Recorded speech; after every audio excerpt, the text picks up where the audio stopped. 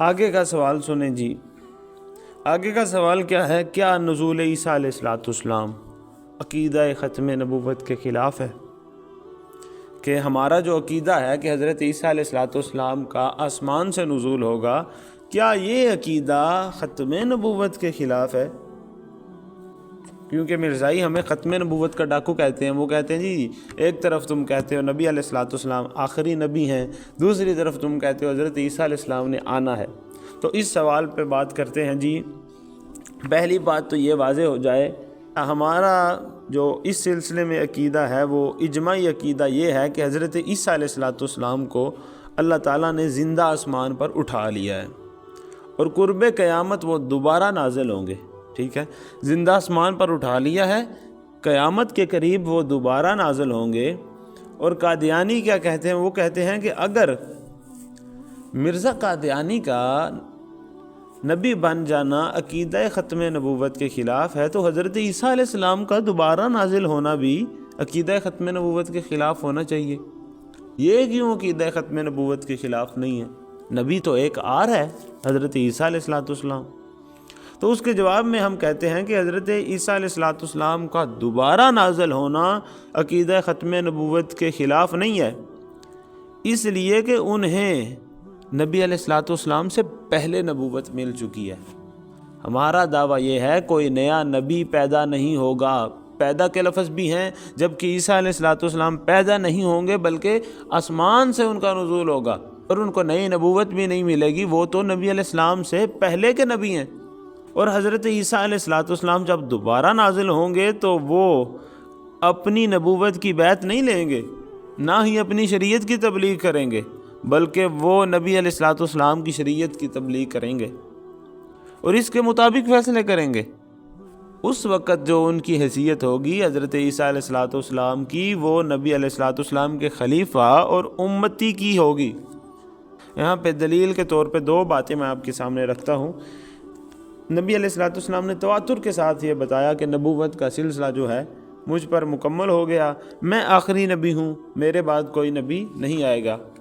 اور ساتھ ہی نبی علیہ السلام نے اسی تواتر کے ساتھ یہ پیش گوئی بھی فرمائی کہ قیامت کے قریب حضرت عیسیٰ بن مریم دوبارہ تشریف لائیں گے.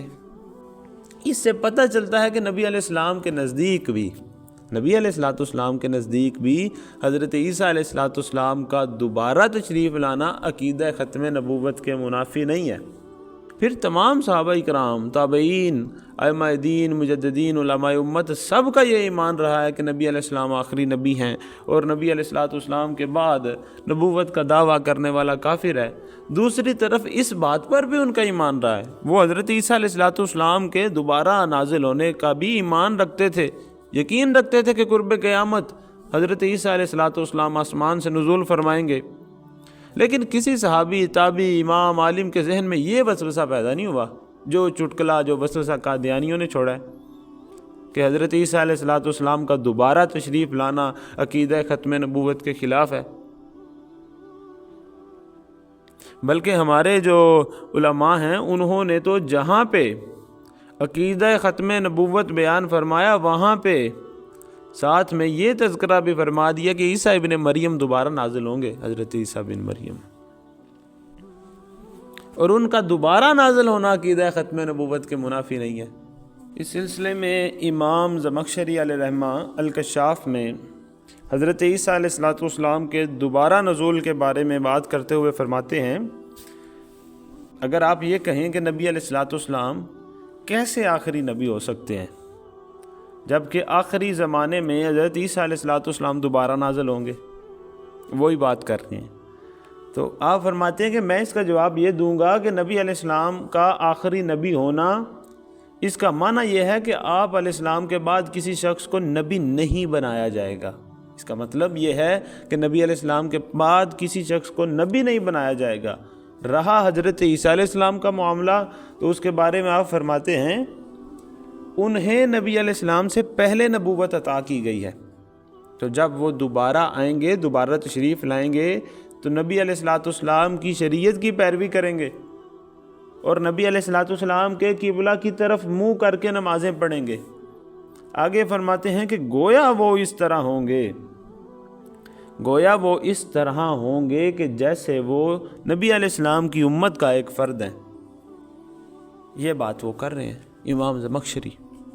تفسیر نصفی میں ہے نبی علیہ السلام کے بعد کسی کو نبوت نہیں ملے گی، نہیں ملے گی نبوت نبی علیہ السلام کے بعد کسی کو، اور حضرت عیسیٰ علیہ السلام کو نبوت نبی علیہ السلام سے پہلے ملی ہے۔ یہ سارے فرما رہے ہیں کہ بعد میں نبوت نہیں ملے گی، جو عیسیٰ علیہ السلام تشریف لائیں گے ان کو نبوت پہلے مل چکی ہے۔ خود اندازہ کریں کہ سارے یہ جو مفسرین اکرام کی ایک جماعت ہے، 2-3 حوالے تو میں نے آپ کے سامنے رکھ دیے، سب کا یہ نظریہ ہے کہ وہ آئیں گے، تشریف لائیں گے، لیکن ان کو نبوت جو ہے وہ پہلے مل چکی ہے۔ اب بعد میں انہیں نئی نبوت دے کے نہیں بھیجا جائے گا، وہ پرانے نبی ہیں۔